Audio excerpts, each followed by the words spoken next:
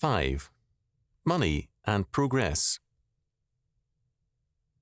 A minister, when asked his opinion of the gold crisis, stated emphatically that gold was an arbitrary and meaningless symbol, and that, if men agreed to make wooden tokens a legal tender of a nation, it would do as well or better than gold.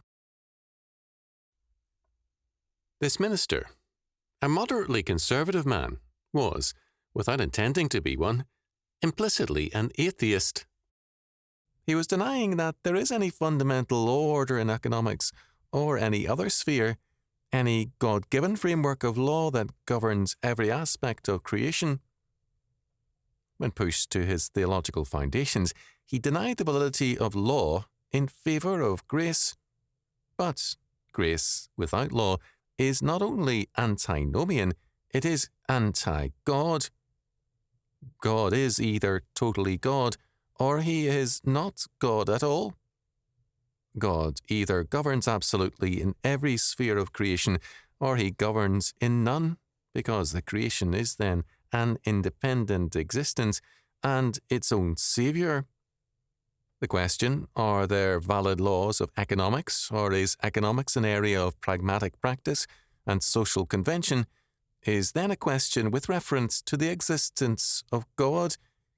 And the biblical position is that every sphere, economic, political, educational, social, marital, scientific, and all others, are governed by the absolute laws of God and are set within a context of law. But this minister is not alone in his opinion.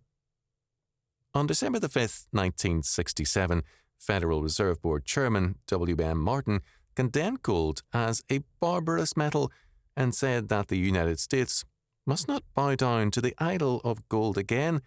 Somewhere you are going to learn to trust the government, for you cannot go on indefinitely relying on gold. Martin's dramatic statement, trust in gold versus trust in civil government, in a measure both disguises the issue and also states it boldly. The implication is that trust in man and a man-made order is superior to trust in God and a God-given order. The plain choice offered is gold versus the state. The rapid outflow of gold into the hands of private persons all over the world is an indication of the choice which men are making. The state, however, is making its choice also.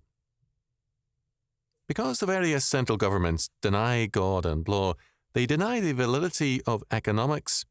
And however protectively they may act with reference to foreign currencies, they are basically committed to the principle that there is no God and that man is his own lawmaker in every realm, including economics. This basic lack of faith reveals itself even in ostensibly conservative periodicals. Their conservatism is based on the same premise as is the state's monetary radicalism, namely, a denial of fundamental law. This appeared clearly in US News and World Report. The dollar's future is uncertain, but there are two things that are certain. The dollar is weak, yet the rest of the world is afraid to try anything except the dollar as the basis for world business. So industrial countries are ready to do practically anything to protect the dollar. They don't want today's world's monetary system to collapse. The US must take action itself. What does the US have to do? First, the US must hold down prices. This means higher taxes and tighter credit. It also means a rise in unemployment to above 4% of the labour force. Second, restrictions may be necessary on the flow of private capital overseas. Legally, there is no reason why the US must sell gold to anybody for any purpose. Our policy of selling gold is just that, a policy. We didn't attempt to hold the price of gold at $35 an ounce on the free market until 1960. We started then only because somebody thought it looked bad for the market price to get too high. A week later, this same periodical stated the case even more plainly. Why not just forget about gold as a measure of the value of the US dollar? That's a good question. If gold no longer were considered a money metal, supported in price by the US, some experts think it would be less than $10 an ounce, not $35 an ounce. The lower price, it is said, would be the value of gold to jewelers and industry. In essence, the thesis implicit in these statements is simply this. 1. Value is basically conferred by state action. A monetary system is what the state makes it. Wealth is a fiat creation of the state, as is money also. 2. There is therefore no market value that can sustain a currency or some form of wealth apart from state action. 3. The fault for inflation lies essentially in labour and in capital, rather than in the state. As a result, wage and price controls must be instituted to limit the spending capacities of the people, while freeing the state for more inflationary activity. Freedom is the sickness, controls the answer to the problem from this perspective. An atheist cannot be expected to trust in God. An atheist state cannot be expected to believe very long in objective economic law. The blindness of the United States and of other nations in the silver crisis and in the gold crisis has been because of their denial of objective law. These statists believe not in objective law, but in positive law, statist law. As a result, in every monetary crisis, their answer is to search for the right combination of statist controls as a solution to problems. Since they deny objective law, the standpoint of objective economics is to them simply a call to anarchy, because for them, there is no reality to economic law. Social progress comes with the accumulation and development of wealth. Wealth comes in a free economy as a product of work and thrift. In short, of character. Capital is often accumulated by inheritance, a God-given right which is strongly stressed in the Bible. According to Proverbs 13:22, a good man leaveth an inheritance to his children's children, and the wealth of the sinner is laid up for the just. Inheritance makes possible the accumulation not only of wealth within a family, but of social power. Power is inescapable in any social order. It can either be concentrated in the state, or it can be allowed to flourish wherever ability makes it possible among the people. This decentralized wealth means also decentralized and independent power.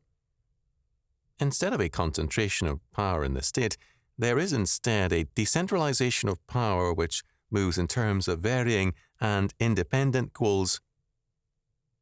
Again, in a free economy, property is freed from the restrictions of the state because it is under the restrictions of the family and of a religiously oriented community. In biblical law, there is no property tax, which means a basic and inalienable social security in the family and in property. The security of man in his property and in his inheritance means a stability in the social order which is productive of progress. Moreover, in a free economy, the monetary basis, the currency, is gold and silver. The value of gold and silver coinage is a value independent of state action. The Austro-Hungarian order is gone, but the gold coins of that realm are still valuable, as is the gold coinage of Tsarist Russia and Imperial Germany. The result is an independent wealth which can function on a variety of fronts to affect social progress. These three factors, then, are basic to social progress in a free economy: inheritance, freedom of property, and hard money, that is, gold and silver. The state, however, is no less concerned with progress than the people. Indeed, the state concerns itself more directly with progress than does a free economy, where it is a byproduct in some respects of a variety of independent goals. The state plans for progress, and the state requires wealth to institute its plans for progress. The state, as a result, must be able to create wealth in order to fulfill its social goals, because wealth is its fuel. The state creates wealth for itself in order to further its social goals and its plan for progress in a number of ways. First of all, the state taxes. The more ambitious the plans for progress, the heavier the tax, because funds must be forthcoming in order to further the plan. The scope of taxation, as a result, increases. Property, income, production, sales, inheritance, investments, all things become subject to a progressively confiscatory tax. A second central means of gaining wealth which the state employs is borrowing. A national debt becomes a symbol of progress, and it is not a matter of concern to the planners because it represents the plan in progress, and it means ultimate wealth for the state and its people, it's believed. In order to borrow more easily, the state enters into the control of banking and creates its own controlling bank, such as the earlier Bank of the US and the present, more powerful Federal Reserve System. By means of this control, the state has access to the bank savings and deposits of all its people, and it can issue bonds and replace the bank deposits with bonds. The interest on its bonds, as well as the principal, is secured by taxing the same people and by inflationary policies. Third, the state creates wealth, for example, by printing more money progressively, which, with borrowings, is also an inflationary policy, and a more drastic one. It also debases the coinage and creates wealth by circulating a low-value coin at a high value, a 25-cent piece worth 2 to 3 cents for 25 cents. There are thus two contrasting approaches to social progress. The complaint against the free economy is that it penalizes the less capable and the less provident and the lazy in favor of men of ability, industry, and foresight. This is clearly true. Every social order exacts a penalty. The only difference is in the parties penalized. In the statist social order, it is precisely the men who are hard-working, provident, and thrifty who are penalized in favor of the state and its welfare recipients. Another penalty of the statist economy is its corruption of the people. Debt becomes a way of life, and it infects the once conservative areas of society. Most conservatives are today socialists without knowing it. Such men favour federal economy, but not personal economy, and they are head over heels in debt. Their ideas of personal progress involves debt. Their personal economy is therefore geared to inflation, to more and more cheap money. They live in terms of inflation and demand it when their work is threatened. They go into debt to cash in on the inflation and then scream if the inflationary credit crunch cycles hurt them.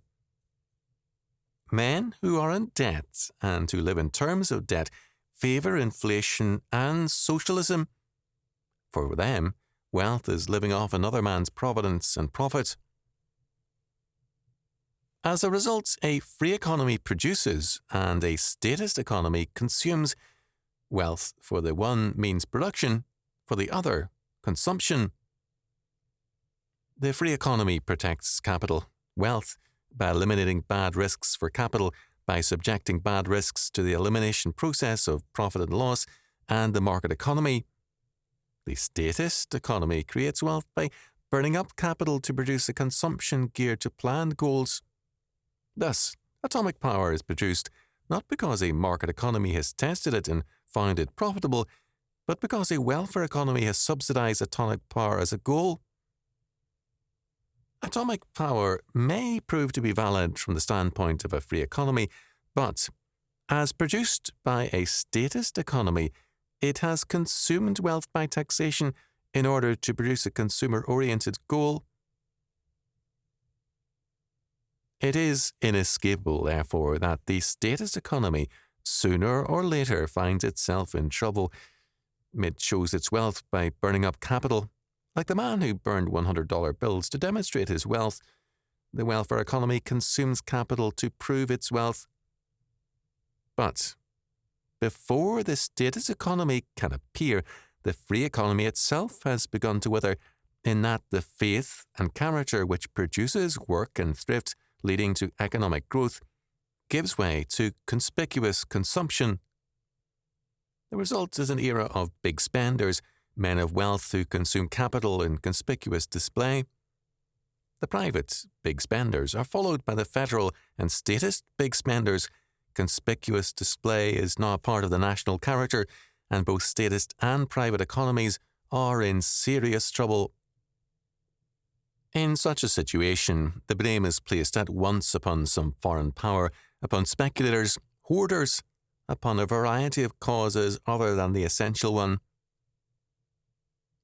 Walter W. Heller, economist, has declared that the United States should invite the whole world to get all its gold at $35 an ounce. Perhaps also, he said, the United States should invite the world to come and get it as a demonstration that the dollar is not only as good as, but better than gold. Perhaps we also need to expose gold speculators, both official and unofficial, to downside risk. One approach would remove our pledge to buy gold at $35 an ounce, while maintaining our pledge to sell at that price. Finally, we need to think about the unthinkable, our dollar devaluation, if only to show why it is unworkable, even if not unthinkable. Even if we wanted to devalue, which we clearly don't, who would let us? As country after country matched our devaluation, the upshot would be simply to raise the price of gold to the delight of gold hoarders and gold producers. How much more national and equitable it would be to activate and expand our new reserve asset, the SDRs, and at last free the world economy from its gold bondage. The SDRs are the supplementary drawing rights approved in principle in September by member nations of the International Monetary Fund as an additional source of foreign exchange for the settlement of international obligations, in effect, a new international currency. There are more errors in this statement than we have time to analyse, but one in particular is our concern, the SDRs. Heller called this our new reserve asset. The SDRs are simply another form of loan available to member nations, that is, an additional area of credit for bad credit risks who cannot borrow money elsewhere. The problem faced by the various nations is too much debt. The answer proposed is more debt. This is a cure as sensible as liquor to cure an alcoholic, but this is precisely the rationale of a statist economy. Wealth is consumption. Wealth is living on borrowed money, taxed and confiscated wealth, and on counterfeit currency. This credit or wealth which is consumed is the capital of Christian civilization. The Christian West has been replaced by a new pseudo-international culture for which consumption is an ultimate human value. The humanism of the New Order sees no value beyond man and man's desires. Therefore, his consumption is an ultimate value in such a culture. Emery has, without condemnation but simply as a reporter, remarked of this new civilization. In contrast to this, in the art of our contemporary mass civilization, everything, as a matter of principle, is permitted. Art is free. Valuations of it can no longer be derived from any basic principles. It is pledged to no idea, to no ideology. Its boundaries are determined solely by the markets, which, during prosperous times, has a powerful capacity for absorption and, to a lesser degree, by a few communities of taste whose members declare themselves to be experts. The new civilization has only one point of reference: consumption. In defense of this, Emery observed, consumption can certainly also be an ultimate value. Indeed it can, but consumption as an ultimate value is erosive and destructive of civilization, in that it eats up the heritage of the past while becoming progressively unproductive. We began by stating that the issue with respect to gold is an issue more centrally with respect to God. Is there an ultimate and absolute order, and does God's sovereign law establish an inescapable order with respect to every sphere, so that transgression of that law brings social penalties and decay? Or is humanism true, and the only value is man and his desires, his pleasure in consumption, display, and expression? The monetary crisis reflects a cultural crisis.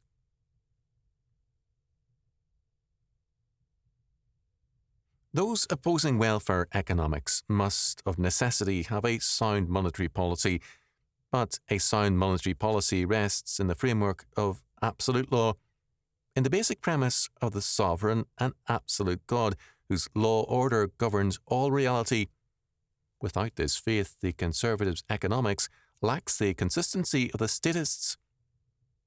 The monetary policies of socialism reflect, after all, a consistent faith in the ultimacy and sovereignty of man and man's ability to create his own law, money, and world at will. Here, as elsewhere, the question is simply this: who is God? If the Lord be God, then follow him, but if Baal be God, then Baal must be followed. Not without significance, the U.S. coinage from the days of the Civil War bore the imprint, "In God we trust." German Martin has another answer: trust the government. Of the outcome of such a course, there can be no doubt. Unsound monetary practices are the state's practical denial of God and a declaration that the state is God. Of the dislike of sound money by the New Economists, Rist wrote, "In reality, those theoreticians dislike monetary stability because they dislike the fact that, by means of money, the individual may escape the arbitrariness of the government. Stable money is one of the last arms that remains at the disposal of the individual to direct his own affairs, whether it be an enterprise or a simple household. It is certain that nothing so facilitates the seizure of all activities by the government as its liberty of action in monetary matters." Their hatred of gold is more than a matter of economics. Similarly, our hatred of unsound economics must involve more than economics. It must be grounded not only in a love of freedom, but, above all, in a religious faith, in biblical Christianity.